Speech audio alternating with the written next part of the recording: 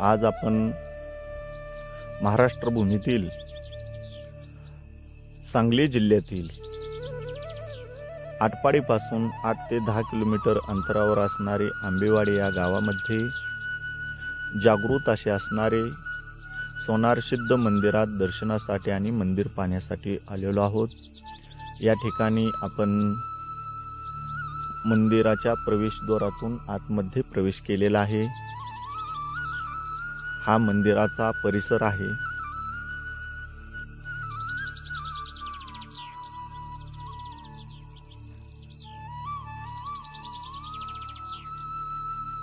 या ठिकाणी आपण ह्या देवतेचे दर्शन घेऊन मंदिराच्या सभामंडपामध्ये प्रवेश करत आहोत।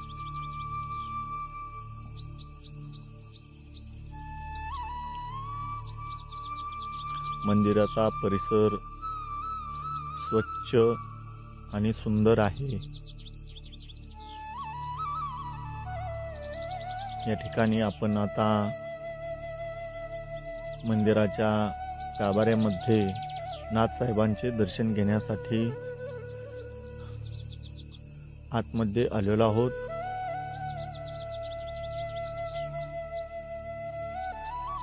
नाथसाहेबांच्या नावानं चांग भलं आपण आंबेवाडी गावातील सोनारसिद्ध नाथाचे दर्शन या ठिकाणी घेत आहोत आणि हा मंदिराचा परिसर आहे। हा संपूर्ण परिसर आपण पाहत आहोत।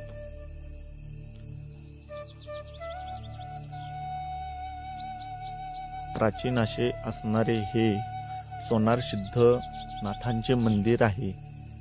हे मंदिर आपण पाहत आहोत। अशीच प्राचीन मंदिरे, गडकिल्ले पाहण्यासाठी आपल्या मायमाऊली यूट्यूब चॅनलला सबस्क्राईब आणि लाईक करा। या ठिकाणी आपण आंबेवाडी गावातील सोनारसिद्ध नाथाच्या मंदिराचा हा परिसर पाहत आहोत। सुंदर आणि स्वच्छ असा असणारा हा परिसर आपण पाहतोय।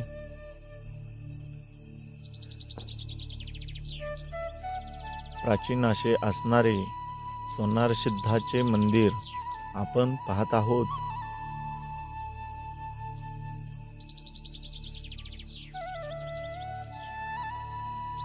अवश्य एक वेळा या मंदिराला भेट द्या। हे मंदिर आटपाडीपासून फक्त 8 ते 10 किलोमीटर अंतरावर आंबेवाडी गावामध्ये आहे।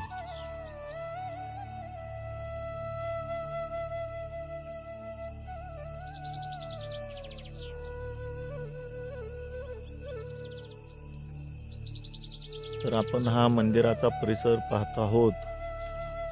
या ठिकाणी मंदिरासमोरच असणारे या ठिकाणी देवदेवतेंचे आपण दर्शन घेऊया।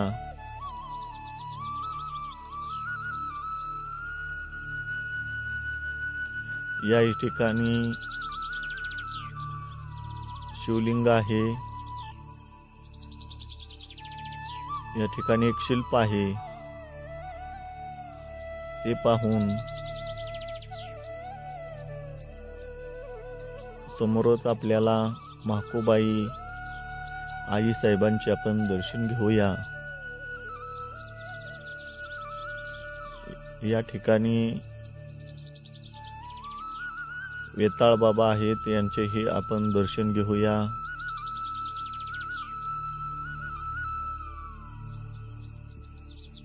समोरच बिरोबाचे मंदिर आहे, त्याही मंदिरात आपण जाऊन दर्शन घेऊया।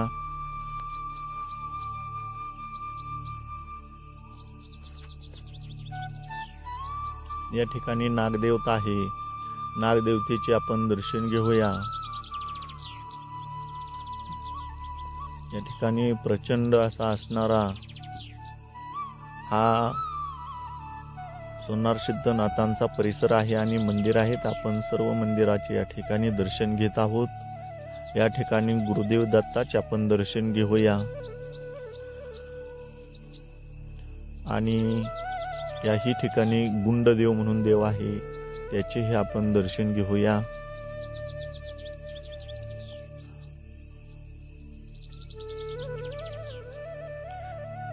सटवाई देवी आहे या ठिकाणी. याही ठिकाणी आईसाहेबांचे आपण दर्शन घेऊन हा भव्य आणि दिव्य असा असणारा परिसर आपण पाहतोय. मंदिरासमोर दीपमाळ आहेत. सुंदर असा हा परिसर आहे.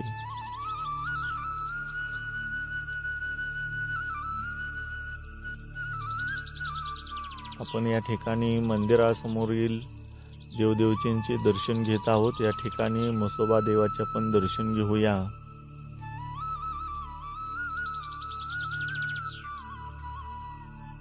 याही ठिकाणी मर्याय आणि लक्ष्मी आई आहे, त्यांचेही आपण दर्शन घेऊया.